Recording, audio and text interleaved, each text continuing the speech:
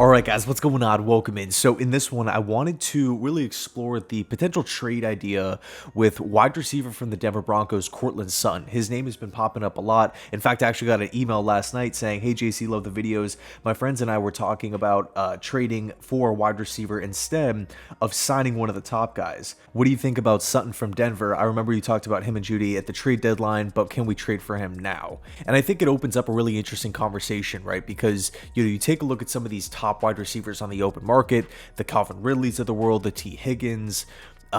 There's so many, right? Mike Evans, Mike Evans and Michael Pittman. Like, the list goes on. Tyler Boyd is somebody who I really, really like. I feel like he's such an underrated wide receiver target that nobody's really talking about. Somebody that's going to come in and be a humongous upgrade in the slot for whoever signs him. But in regards to trading for a wide receiver, this is really, really interesting. Because, and especially when we're talking about Courtland Sutton here, because he's already locked into a contract, right? As we all know, a couple years ago, he did sign that 4-year contract worth $60+ million, which at the time was humongous. But now it's not really looking like all that, crazy as far as what some of the other guys are getting paid in the NFL. Sutton is only 28 years old. He provides a lot of size. He's played a ton of games over the last 3 seasons. In fact, 48 games over the last 3 years, right? He's been in that wide receiver 2 role before. He's coming off a really, really good season where he snagged 10 touchdowns, 59 catches, 722 receiving yards. We take that and we match that with what he's getting paid, $17.3 million cap hit over 2024, and then again in 2025, unrestricted free agent in 2026.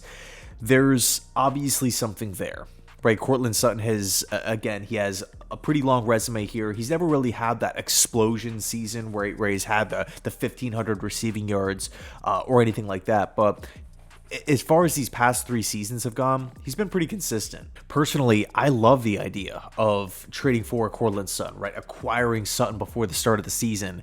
Hopefully I don't sound like a broken record, right? Because I talked a lot about Sutton and Judy at the deadline. I feel like whenever we're talking about wide receiver trades, those 2 guys just instantly get thrown into the mix.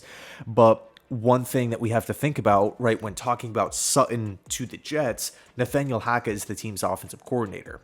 Right, Zach Azzani is the team's wide receiving coach. Sutton has experience working with both of those guys, so he would come in a little bit ahead of the curve. Now, it's not to say that it's a humongous deal, but I do feel like it would help to have a couple of familiar faces in the building, not to mention Aaron Rodgers throwing you the football, Breece Hall lined up behind him, and then, of course, you have Garrett Wilson on the opposite side of the field, right? So factoring all these different things in, along with his size and age and coming off the one of his better seasons last year, and also too looking at his physical skill set, he provides different traits than a Garrett Wilson, right? We get Courtland Sutton, we get a red zone threat. Despite Courtland Sutton being a bigger wide receiver, you're at 6'4", just a big body, a big catch radius type of receiver, he still can make plays deep down the field. Right, those one-on-one matchups, he can bully corners. Like, I feel like he would be a great complement to a Garrett Wilson. The question here, though, the question that trumps everything, will the Broncos trade him?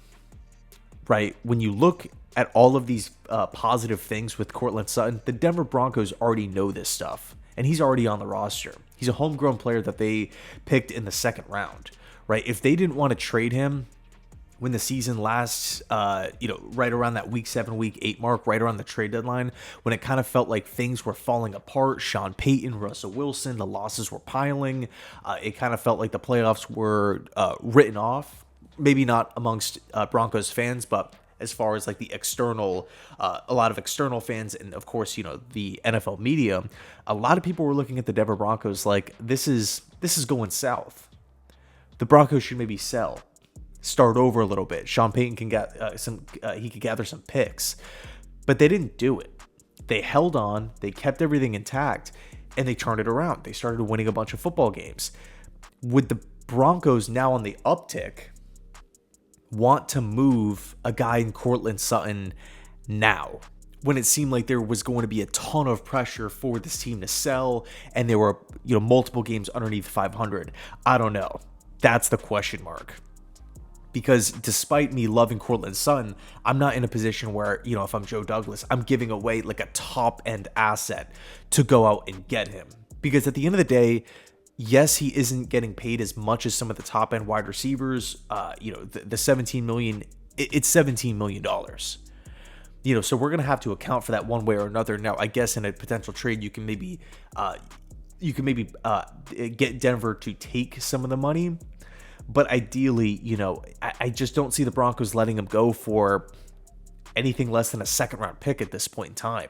I mean, if I was a Bronco fan and I'm looking at how last season ended, I'm looking at Jim Harbaugh now in the division. I'm looking at Antonio Pierce now as the head coach, the official head coach of the Raiders, and, of course, the Chiefs of the Chiefs.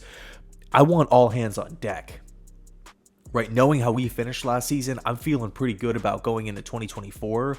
Obviously, there's some quarterback question marks, but if I'm, a Bronco fan, I'm not trying to hear trade ideas. Courtland Sutton for a fourth, Courtland Sutton for a fifth and a future pick. Again, objectively speaking, I wouldn't want to hear that. In regards to and also factoring in that the Jets don't even have a second round pick this year, unless we potentially trade back.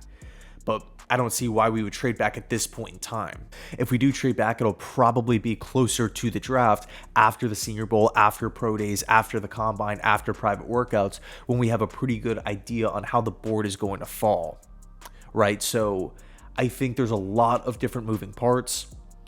What's the compensation? Will Denver trade him? How aggressive will it be for the Jets to pry a guy like Sutton away from Denver?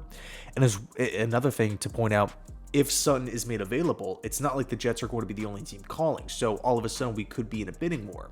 So I do feel like there are some hurdles here for this to become a reality. But at the end of the day, I think Courtland Sutton with the green and white makes a ton of sense. If he becomes available, I definitely want the Jets to explore it. The question is, how much are the Broncos looking for, right? And in regards to like a future second round pick, like a 2025 second round pick, again, if I'm a Bronco fan, how does that help me now? Right? Great, we're getting a second round pick, but it's not even in this year's draft class. It's in the following one.